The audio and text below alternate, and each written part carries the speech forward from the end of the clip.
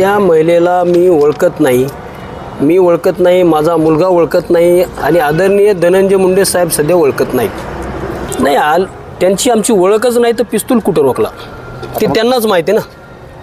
हो, तक्रार असणार आहे. पुढील न्यायालयामध्ये धाव घेऊन कायदेशीर आबरू नुकसानीचा दावा दाखल करणार आहोत. ओके, त्याला तर मी त्या राष्ट्रवादी पक्षातच नव्हतो, त्यामुळे नाव घेण्याचा प्रश्न येतोच कुठं. हे जाणून बुजून याच्या मागचं जे षडयंत्र आहे त्याचा शोध घेतला पाहिजे. पिस्तूल लावण्याचा गंभीर असा आरोप करण्यात आलेला आहे नागपूरकर यांनी. कुठल्याही तपासाला सामोरं जायची आमची तयारी आहे. त्या जिथं बोलतील तिथं आम्ही येऊ.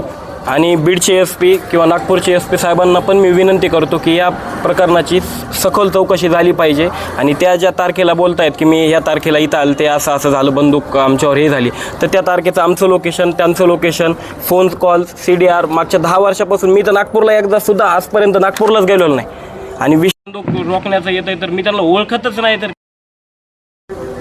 असणार आहे तुम्ही या संदर्भात फक्त आणि फक्त एवढंच निष्पन्न होतं की ह्यांचा फक्त आणि फक्त बदनाम करण्याचा एक डाव आहे धनंजय मुंडे साहेबांना, बाकी काहीच नाही. ह्यांना फक्त उठायचं, कोणीतरी रोज काहीतरी आरोप करायचे, ते आरोप मीडियाला दाखवून साहेबांची बदनामी करायची, हे फक्त लोकांना घडवून आणायचे, ह्याच्यामध्ये बाकी काहीच नाही. आणि हा तोच डाव आहे. तुम्ही भूमिका काय घेणार त्यांच्या संदर्भात आता? ह्या जर प्रकरणात आमचं काहीच निष्पन्न झालं नाही तर आम्ही आबरू नुकसानीचा त्यांच्यावर न्यायालयामध्ये जाऊन हे करू, दावा करू.